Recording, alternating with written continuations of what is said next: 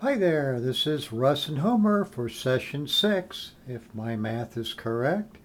A little more clutter than we've had in the last few sessions. We have now a covered with aluminum foil, a mold of Homer. I left his little black nose alone and a couple other parts because we're not actually going to cover the head with Celastic today. We're in a very confined area, and as I suggested last session, that's probably not a wise idea, but we will talk through this. I've got all the ingredients right in front of me with, as you can see, the methyl ethyl ketone, the gloves, and the bucket or pan. And we also have over here 2 or 3 pieces of Celastic. Think rectangles when you're working with this stuff. Rectangles, I normally will take a section from ear to ear if I can. This is a little shorter, probably a little wider, and just kind of lay that over. And then the next piece would be a little bit smaller, and then the next piece would be even smaller. With Form Fast, I find that you have to normally cut it. It doesn't tear very readily. The old Celastic did tear pretty readily. On the thicker Form Fast, sometimes you can score it. You can't see, but I scored that, and well, I'm not going to be able to tear that either. Well, maybe I should have scored it some more. Let's get a start on that.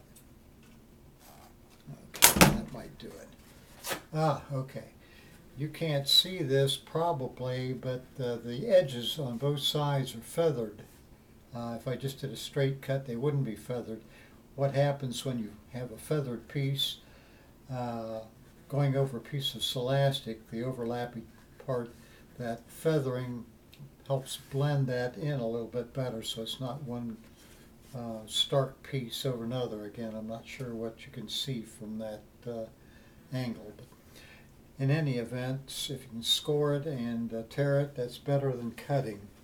The layering, I usually start from the back and work up, and I use shorter and shorter rectangular pieces. At the very top, something I have to do, so that because we're getting into almost a circular section up here, I will just put a slice in and do an overlap, and that kind of helps with the, well, maybe doing it from the other side, I'm not sure which is the better.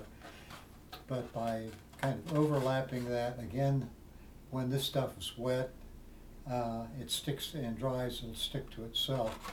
As far as the actual process of saturation, I pour probably about that much, if even that much, into the bottom of the pan of the MEK or acetone. I then just simply lay the acetone, the Celastic or Form Fast into that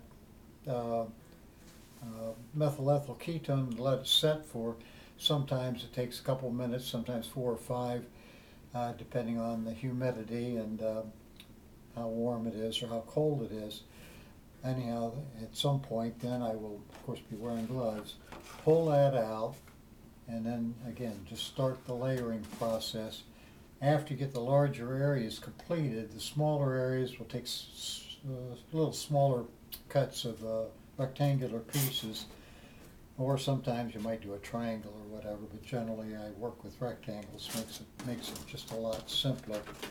And sometimes those rectangular pieces are just little strips, like 3 or 4 or 5 across the nose. Again, they have to overlap and dry that way. I guess that about covers the actual process. As far as the drying, it'll take could take as little as 15 or 20 minutes. I usually let them cure for about 24 hours. That's just me. I don't know if it even requires curing. But one other thing, around areas like the nose, or the eyes rather, I don't know if you can see those little indentations where the eye was originally set in. That gives me some kind of an outline for me to cut that out when the time comes, so that I can actually put some screening in there so somebody can see through this. So I try to get some of those areas tight as I possibly can, and you can do a lot of it just with your fingers and working with the Celastic. I probably made that as clear as mud, but that's the best I can do today. So, oh, by the way, today is the same as yesterday because I'm wearing the same shirt.